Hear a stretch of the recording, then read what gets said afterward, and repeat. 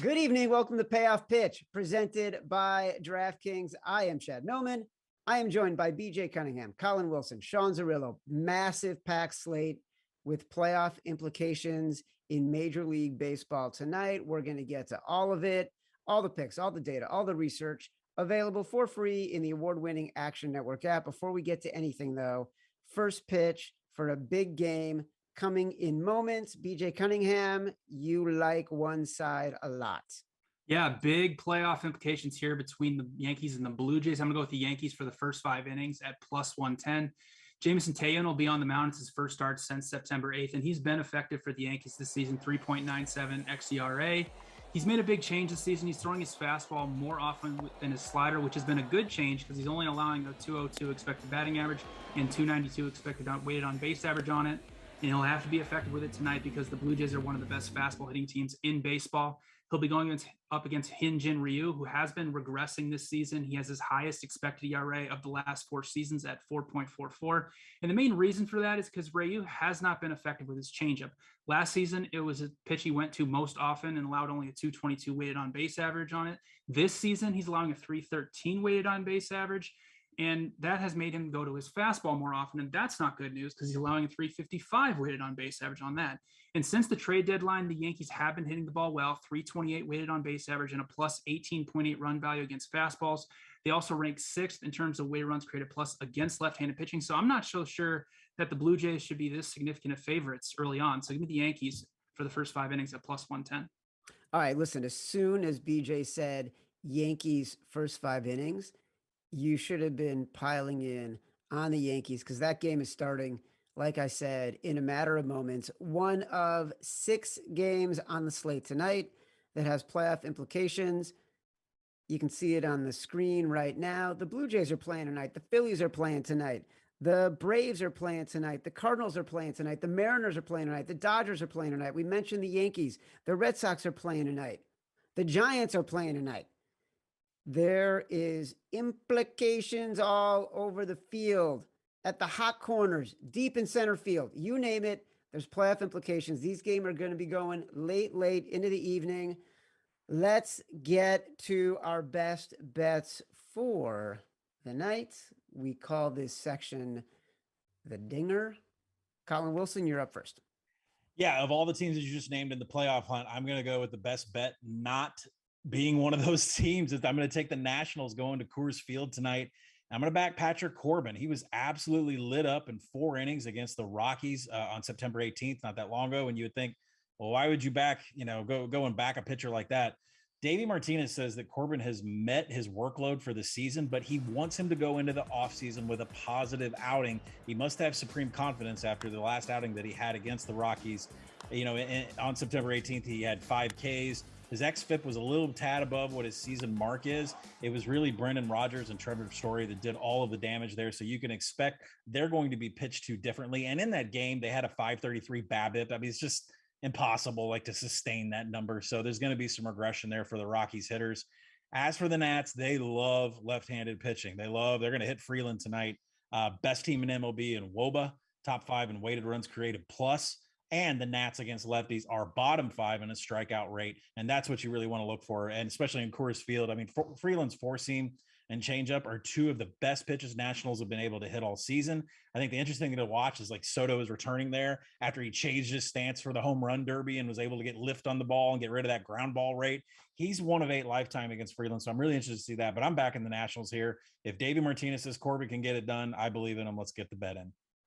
Collin, you just won the triple crown of acronyms. You got xFIP, you got BABIP, you got WOBA. I don't know what you left for BJ and Zerillo. BJ, how are you going to top this alphabet soup of acronyms from Collin? There's no way I can do that. But for my best bet, I'm going to go with the Rays Astros. First 5 innings, over 5 runs at minus 115. Michael Walker will be on the mound for the Rays, who was born in Iowa City. Go Hawks. But he's been pretty abysmal in the back end of the Rays rotation. 5.84 expected ERA, 43% hard hit percentage allowed. And he's in the bottom 5% of Major League Baseball in expected batting average and expected slugging percentage allowed. From a pitch mix perspective, it's a really bad matchup against the Astros because Walker mainly utilizes a fastball changeup cutter combination. And the Astros are first in Major League Baseball against both changeups and cutters, and 11th against fastballs. He'll be going up against Jose Urquidy, who has been pitching well for the Astros.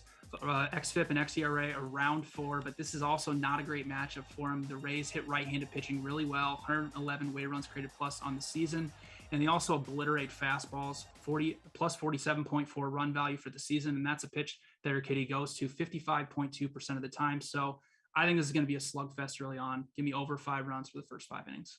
All right, BJ, you're on the hook tonight for the Yankees in the first 5. You're on the hook for Rays Astros over in the first 5. You made a special nod to the fact that at Action Network, we love Iowa, all things Iowa, and you Absolutely. are one of many, many people with Iowa roots and ties. And you got us one box closer in acronym bingo by mentioning xERA. Zerillo, can you complete the string? Actually give you a different stat in a moment, but I'm going to take the San Diego Padres on the money line here. Now they've completely fallen out of the playoff race, looked absolutely flat of late. It's been an absolute terror to bet on them, but they do have a chance to play playoff spoiler against the Dodgers here in their own division, 7-9 against the Dodgers, but it seemed to bring out their best baseball. Padres have fallen out largely because their rotation has fallen apart. One of the few guys who is going to make it to the finish line is Yu Darvish, and his home run to fly ball rate, HR over FB, does that count for anything, Chad? If you got nothing else, I'm going to give it to you. It's at 23.5% in the second half. League average is around 13.5%. So that should regress in his favor. Over 2 home runs per 9 innings in the second half. And his ERA is over 6, but I do think he's pitched fine. Expected indicators right around his season-long marks, 3.3 to 3.7. Walker Buehler on the season, a bit wider of a range of outcomes, 3.2 to 3.9. Advantages for the Dodgers offensively and in the bullpen by more than a half run per game in my projections. But I still make this line at around 41% for San Diego, about plus 144 implied. So any number at plus 155 or better, both first 5 and full game are both going to be bets for me. I am shocked that the Padres firing their pitching coach in the middle of the season did not lead to a massive psychological on-field turnaround for this team when they're playing behind 2 teams that are going to win more than 100 games this year. Color me crazy. I just can't believe that little ploy didn't work. All right. It's time to get to Bang Bang Bet. That is when we spin the wheel. There are players and props on the wheel. Our contestants don't know where it's going to land. They don't know what they're going to get to bet on, but they're going to have to make a choice when they see it. Evan Abrams, Mr. Producer, please spin the wheel. Collin, you were up first.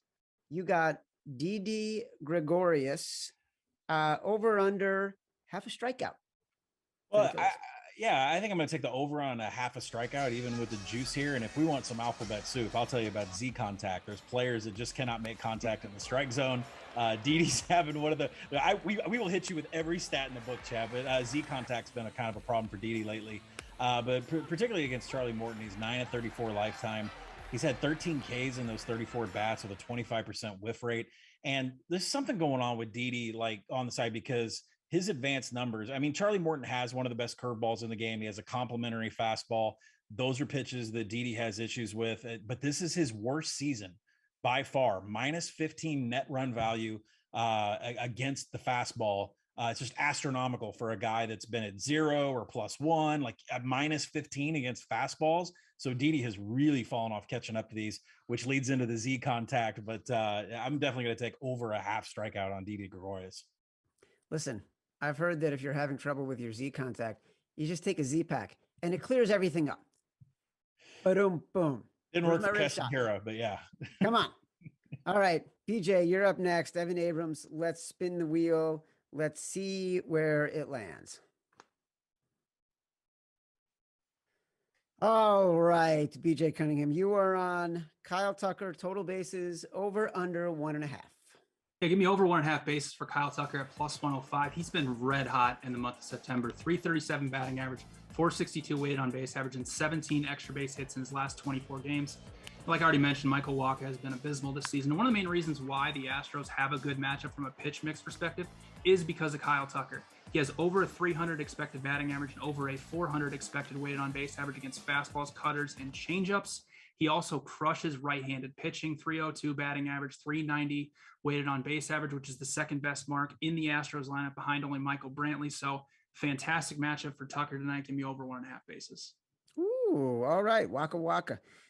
Sean Zerillo, you get the next swing at the wheel. Evan Abrams, let's give it a spin. Let's see where we land. All right, you got Luke Weaver over under 4 strikeouts, Sean Zerillo. Give me the over here. Give me one final opportunity to talk up the Diamondbacks before we put them away for the winner. Now, Action Labs has this projected at 5 for tonight, so plenty of value there. Weaver's faced an average of 21 batters per game this season, 22% strikeout rate. That would put a projection around 4.5 strikeouts. Giants, though, surprisingly, 24th in strikeout rate against right-handed pitching. So I'd bump that projection up closer to 4.85. And the Diamondbacks also around 34% in my projections tonight. So happy to bet the Diamondbacks on the money line down to 205. Happy to bet the over on Weaver's strikeout total up to 4.5 at plus money. And yes, that is less gross even than Collin giving out Patrick Corbin as a pick. My God, Collin. Yes. You know what? Here's the thing. I know the Nats, terrible year. It did not go anywhere close to good for them. But the Diamondbacks had an historically bad year, and you have consistently offered the disgusting idea that betting on them in any way is a good idea. I guess my challenge to you is discounted 4-day-old burgers that have been laying in the sun are not good value just because they're discounted. And I guess I feel like with the Diamondbacks, no matter who it is, you're always telling me, buy the burger that's going to make you sick. You know, it's never fun to bet them, but especially late in the year when you have these playoff-bound teams playing teams who have completely fallen out of it, I think the public tends to just overlook the fact of what these teams were coming into the year. And the Giants and the Diamondbacks both had a win total at 75, 74.5, 75.5 coming into the year. They're going to finish 50 wins apart in the standings. I still make that true talent gap between these two teams closer to about 30 wins, 25 wins at the most. So I just think the Giants, even though they've played extremely well and the Diamondbacks have been a god-awful team to support, the gap is closer in talent than they do appear in terms of the standings. You and your math and rational logic and all that kind of stuff. I need some emotion, Sean Zerillo. All right, speaking of emotion, this last segment, before we get to how teams are stacking up for season win totals as we get to the end of the year, we asked the public, who will win tonight? The Brewers or the Cardinals? You weighed in. We call this segment Fade the Public because generally you guys don't know nothing and we know everything because we're the experts.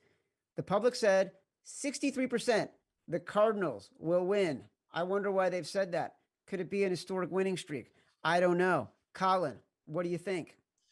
Yeah, I'm going to go against the public. I'm going to take the Brewers here. Let's be clear that Sean Zerillo is driving this bus since like February, and I've been in the front seat behind him. I don't even have to point for directions. I'm listening to my own earphones and everything. But no, the Wayne is wrong here. In his most recent outing against the Brewers, the lineup just shelled him for 5 earned runs, 2 homers, a single strikeout, and 4 innings pitched. This will be the 4th time that the crew has faced Wainwright since August 17th. If you're going to give me anybody this many at-bats against a pitcher that many times since August 17th, it's always to the advantage of the hitters.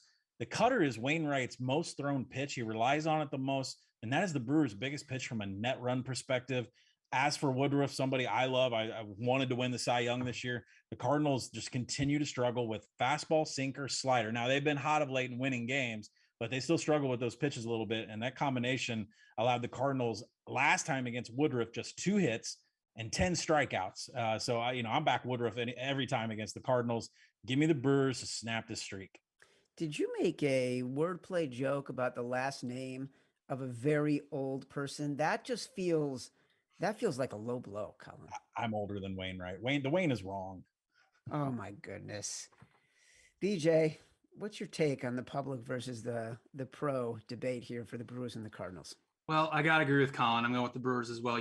Corbin Burns gets all the shine for the Brewers, but Brandon Woodruff has been outstanding this season. 2.98 xFIP, 10.62 K/9 rate, and opponents are only hitting 182 against him. He faced the Cardinals in his last start, and he went 6 innings, only gave up 2 hits, 1 run, and had 10 strikeouts. Adam Wainwright has been pitching pretty well, but he's obviously getting up there in age. I think he's 37 now. But not a great matchup for him. The Brewers hit right-handed pitching well, and they have positive run values against Wainwright's top 3 pitches. Also, St. Louis's bullpen has been running incredibly hot in the month of September. It's one of the main reasons why they've been able to go on this win streak. But overall, for the season, Milwaukee does have a better bullpen, better xFIP, better K per 9 rate, better walk per 9 rate, better left on base percentage. So I'm going against the public too. Give me the Brewers. Adam Wainwright has been pitching so long that when he started, I had 1 kid and lived in Manhattan. Now I have 2 kids with a kid in college and live in central Connecticut. That is the arc of the universe, my friend. Zerillo, you have been on the Brewers the entire year. I can only assume you're going to be on the Brewers tonight, right?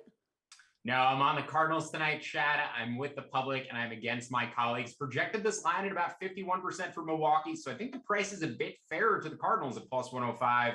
Now, maybe I'm trying to reverse jinx them here. I bet against the Cardinals 6 times during this 16-game winning streak, and I failed at 5 of them. They're actually only 10-6 against the first 5 money line. It's been a lot of come from behind victories for them. But I want them to get all of these wins out before the playoffs start, and they potentially face our Brewers and ruin any of our futures. So give me the Cardinals second, or they're actually the best defensive team in my model. Brewers have dropped to 3rd behind Tampa. So they're playing some phenomenal defense. That's what's carried pitchers like John Lester and J.A. Happ, plug them into the rejuvenation machine. So give me the Cardinals here. But again, nothing on a bet for me. Just hope they win and get all of them out before the playoffs. You constantly surprise me with your logic and thought, Jean Zerillo. You are beholden to no emotion and no precedent, just the numbers in front of you. And I love that. All right, let's recap this for everybody. Collin, you were on the Nationals tonight. You were on, I already forgot your... Over getting a strikeout. That's right. That's right. And then you were also on Didi Gregorius getting over a strikeout. You were on the Brewers tonight.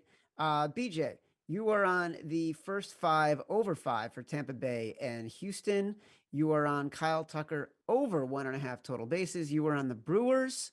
Also, in the beginning of the show, you liked the Yankees. First 5 on the money line. Sean Zerillo, you were on the Padres. You're on Luke Weaver over 4 strikeouts. You were on the Cardinals tonight. All right, let's take a look at one last graphic in our super duper graphic machine. Right now, these are the teams that are making you sweat. You can see it right there. The Pittsburgh Pirates, who I know Collin and Zerillo are sweating desperately through their shirts to get to that season win total of 59.5. They're at 58 with 6 games to go. The Oakland Athletics, they're at 86.5 season win total. They're at 85 wins with 5. The White Sox, Chicago, 89 wins, 90.5 season total. They got 5 games left. The Royals, ooh, Collin, the Royals, your favorite team. They're at 73.5 season win total. They currently have 71 wins with 6 games left. Finally, the Dodgers, who had an astronomical 102.5. I think that was the highest season win total bookmakers have ever made with 6 games left. I think they're going to get it. 3 more wins, 3-3 down the stretch for the Dodgers. They're at 100 wins. Finally, the soon-to-be Cleveland Guardians, 77 wins on the year. They were at 81.5. They need 5 out of their last 6. That ain't going to happen. Appropriately, the Cleveland Indians / Guardians will end their tenure as the Indians, not living up to expectations. This has been Payoff Pitch, presented by DraftKings. I am Chad Millman for Sean Zerillo, BJ Cunningham, Collin Wilson. We will see you next week as we get closer to the playoffs, folks. Enjoy the evening.